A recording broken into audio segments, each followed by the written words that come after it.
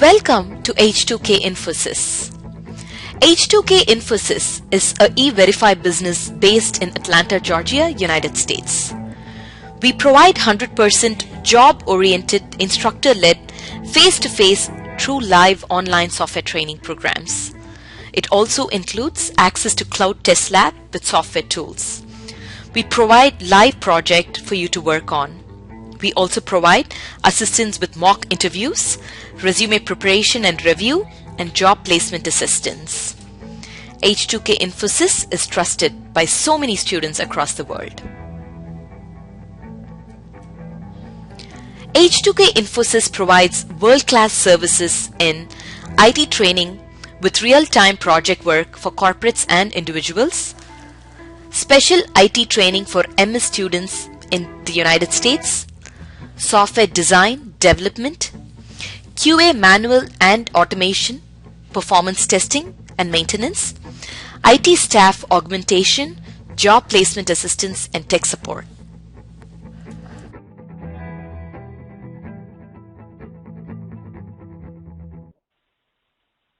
Sindhu, I'll go to the diagram once again. Let's just finish the further part and we'll come back at the end of the class again. Okay, so now this is what happens in the ETL. Now first we basically capture the data, obtain a snapshot of the chosen subset of the source data from the loading bit. So what we do is basically we extract all the transactions which were recently made and we capture those transactions, and there are two types of extract possible. One is a static extract. There are two types of extract possible. One is static extract and another is an incremental extract. When we talk about static extract, what we do is we capture snapshot of a data at a point in time. So what we do is basically we will copy the entire database and we'll extract all the data from that database. That is something called as static extract. There is something called as incremental extract. So what we do is this, okay. Last time when you guys try to focus on this point, this incremental extraction is basically the crux of data. This is the interview question. What is incremental extract? Bindu, is my speed proper now? Yeah, you guys will be getting the PPT, so don't worry about that. Yeah, so what is incremental extract? What we do is basically, I told about something that we run the ETL flows, or we load the databases once in a day or once in 3 hours or once every hour, depends on the requirement. And that's why there's a lag. So what we do in this is basically, if suppose the database is running every 1 hour, it doesn't make sense to actually pull entire source data like we do in the static extract. Rather, what we do is basically from the last static extract till the current time. So suppose you did your you ran your last ETL flow at suppose 1 p.m. and right now you're running another ETL flow at 3 p.m. So all the data which has changed between 1 p.m. or 3 p.m., all the data which has got added between 3 p.m. and 1 p.m., you only pull that data. So we are only pulling the incremental, the section which has changed, the section which has newly been added.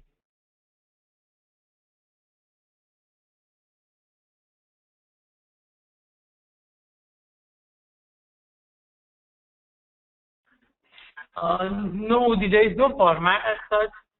When to do it is basically subjective. It depends on the business requirement.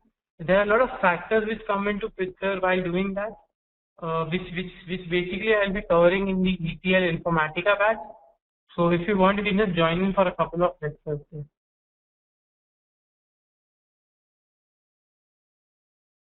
So this is the capture layer. Next, your scrub layer. Now what do we do? It cleans. Just ignore this statement. This statement was basically for my Informatica batch students. Scrub cleans and use this partition area of the data file. So I'll just give you a brief overview of what it does. Now let's take an example of suppose phone number. Now if your phone number is empty, it will basically fill it with some random value like 9999999. or some other value. That is one aspect. Other is spelling correction. So basically, while writing something, if you have entered wrong spelling, there will be AI, artificial intelligence techniques used to actually correct those spellings in context to the data. So all this is something that I cover in some other batches, but I just wanted you guys to get a crux of it. So basically, whatever processing that you can do,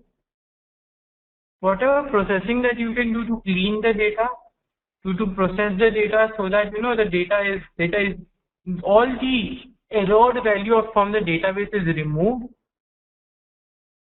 Then we actually that is where scrubbing comes into picture.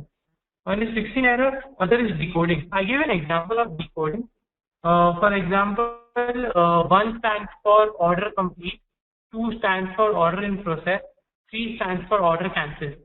So in your source query, in the source database is written in the format of 1, 2, and 3.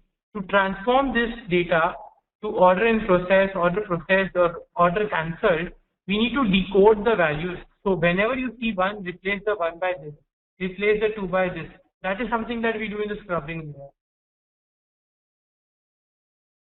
These are some transformations that we do. After that, we come to transformation here.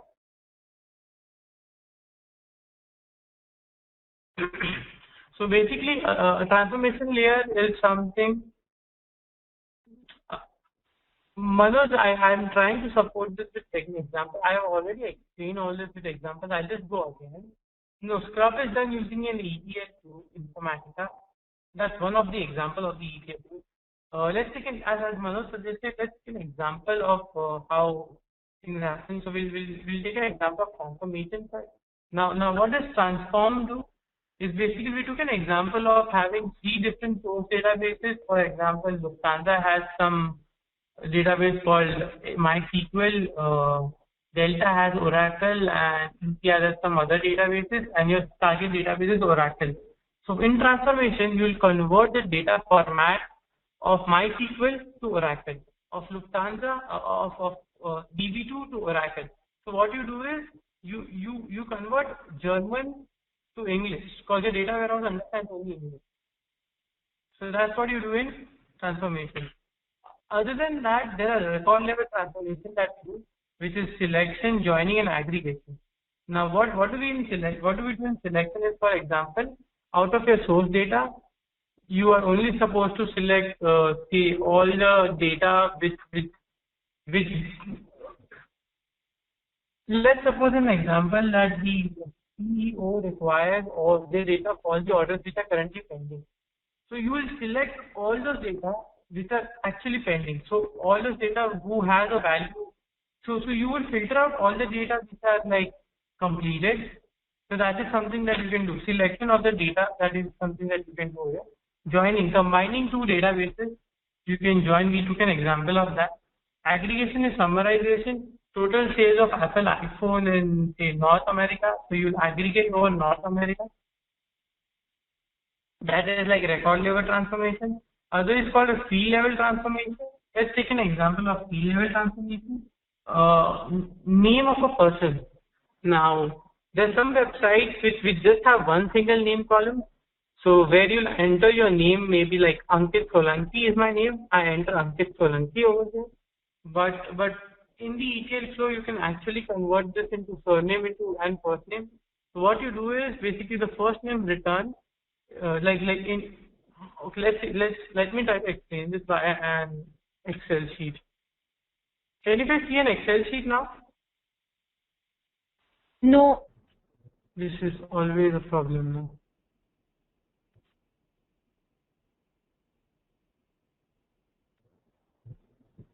Ankit, is there a different session for ETL Informatica?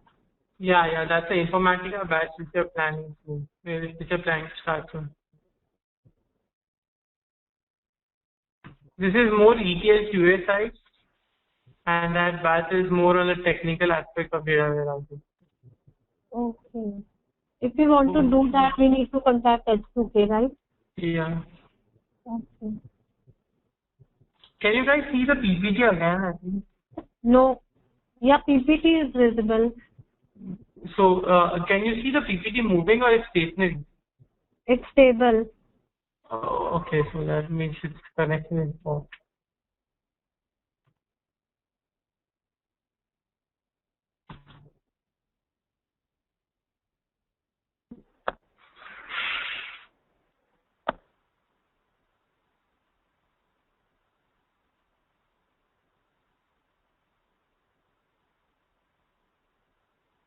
I'm from Singapore, Manvi.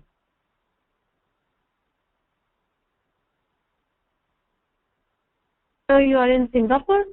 Yeah. H2K people are amazing. They have a huge team. No, I'm not Gujarati by any means.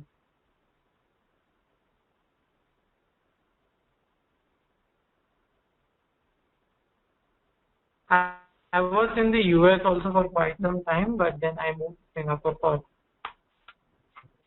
opportunities. Okay, yeah. So now I will be able to see the screen. Can you? Excel screen visible, everyone? Yes. Okay. So this is the example that I was taking. My name is Ankit Solanki. So this is now stored in a single column. Okay. Now what you can do in ETL is basically separate it based on the space attribute. So now you have two columns. So suppose this is your source table. Please go on mute, guys. Please go on mute. Yeah. Suppose this is your source table where you have stored Ankit Solanki. Let me just put in. Yeah, suppose this is your source table where you put Ankit Solanki and your target table, target column 1, target column 2. So yeah, now let's get back to this. Yeah. So basically, this is Lufthansa storing my data like this, and this is my trip. They want to store my name and surname separately.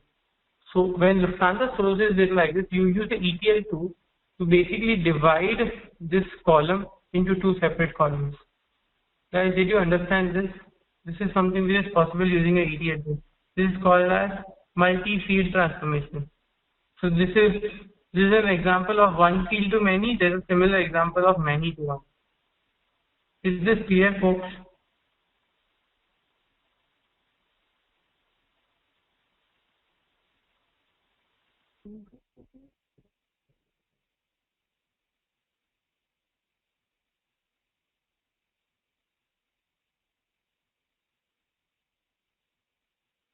Guys, can you hear my voice? Yes, we can hear. Can you please repeat? Okay. Yeah, I can repeat. Uh, Lufthansa Airlines has a database named Oracle or has a database named MySQL. In their database, they have stored my name as Ankit Solanki in one single column. You can see this column L. This is Lufthansa's database. They have stored my name as Ankit Solanki in one single column. On the other hand, Make My Trip ka data warehouse wants my name to be separated by my surname and name. So using an ETL tool, we can separate my name and surname on the basis of the space gap in between. This is called as one field to many field transformation. Is this clear? Yes. Hello. Great. Can you guys see the slides again now?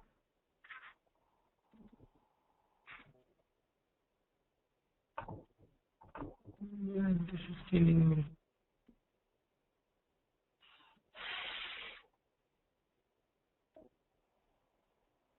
Please don't call me sir. Request.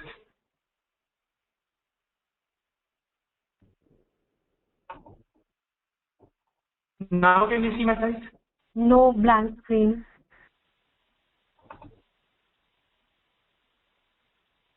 Yes. Great. So let's go ahead. And lastly, we just load the data into the database.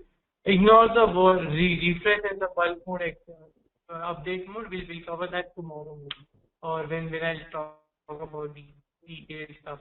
So yeah, we talk about data mart. Functional segment means sales, retail, finance. Why do we do it? For security reasons. You don't want the finance people to see your HR data. You don't want the sales people to see your HR data. You don't want the HR people to see the finance data. Just imagine you are in a company where you can actually view the data of HR department. So you actually know what is the salary of the CEO. So that's why you don't want, HR people, the data of HR people to be viewed by the finance data. That's why we use distinct segments, which is the data mart rather than data warehouse at times when we want security. When we want locality, like for example, what's an example of locality? The example will be something like this, okay? I want to create a data mart storing all my reports for America. So I'll keep the data mart in my American server. On the other hand, I want to create a report for Cube and data marts are the same thing. So basically, I want to create a report which is again different cubes. Different cubes is a perfect word. So basically, I want to create a data mart again which stores data from the Singapore. So in Singapore there are a lot of restrictions. One restriction is this: the data from Singapore generated by the Singapore citizens cannot go out of Singapore. This is a restriction that has been laid from the government. So you need to keep the data of Singapore within Singapore itself. That is where data locality comes into picture. So basically, you have data mart. So you have Asia data mart. You have US data mart. You have Europe data mart. So you have various data marts. Performance. Rather than having all domains run together on one single, rather than dropping out from rather than all people from finance, HR, and sales viewing from one single data warehouse, what we do is we separate them. So we have a performance advantage wherein a data cube or a data mart is accessed by only HR people. So there's a lot less load on the data mart for that moment. And all the modeling and techniques are similar to data warehousing. We'll talk about the modeling techniques tomorrow, which are like fact and dimension modeling, which is like a hot favorite interview question. So we'll talk about that tomorrow in detail. So we'll take the modeling section tomorrow. Hi Ankit, are you going to send the recording of today? Yeah, I'll be sending the recording. Okay, thank you.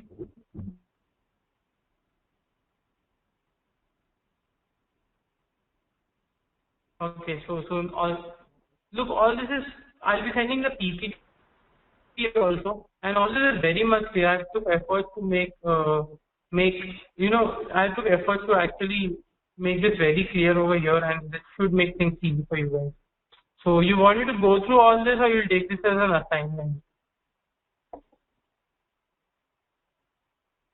Okay, so take this as an assignment, and then if there are any questions, just send me an email. Let's come to this point.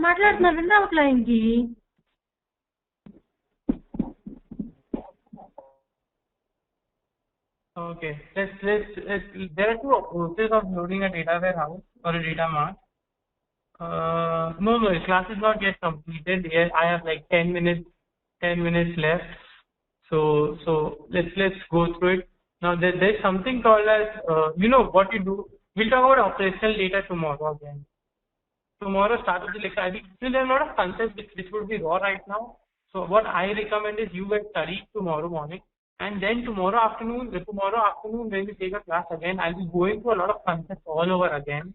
In tomorrow the class will be at the same time 7. So let's talk about top-down approach. What we do in the top-down approach is, guys, I need to mute everyone. Yeah, guys, is this very clear that what we do in a data warehouse?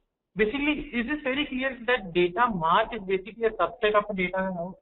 So basically, many data marts together actually form a bigger data warehouse. Is this clear? Okay. So what we do in a top-down testing is we load the data warehouse, and then after loading the data warehouse, we create smaller data marts. That is top-down. And there is another called is bottom-up. What we do is basically we load separate data marts, and from this data mart we create one central data warehouse. Is this clear, everyone?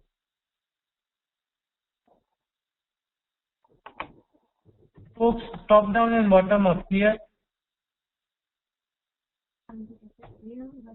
Yeah, I'll repeat.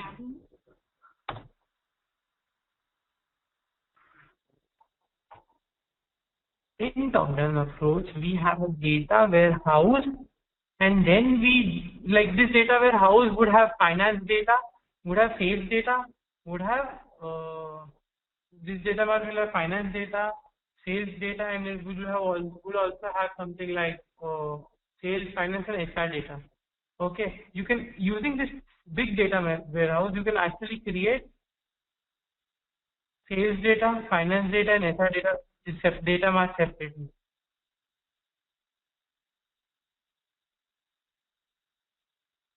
Okay, you can do the reverse way also, where you have sales data, finance data, and HR data. You can integrate that data again to create a central data warehouse. Is this clear now?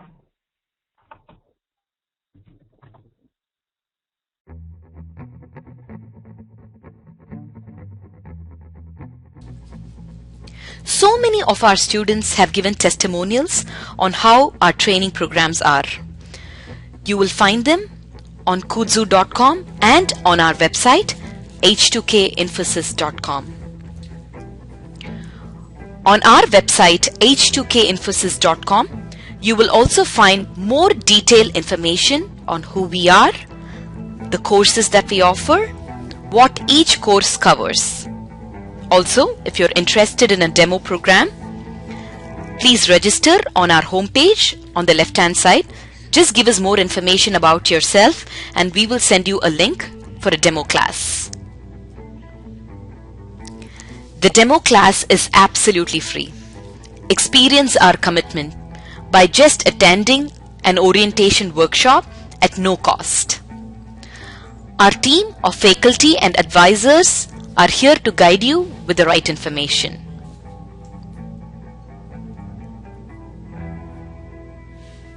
If you still have more questions, please feel free to call us. Call us at 770-777-1269. This is a United States number. If you're calling from the UK, call us at 020-337-17615. You can also email us at training@h2kinfosys.com or h2kinfosys@gmail.com.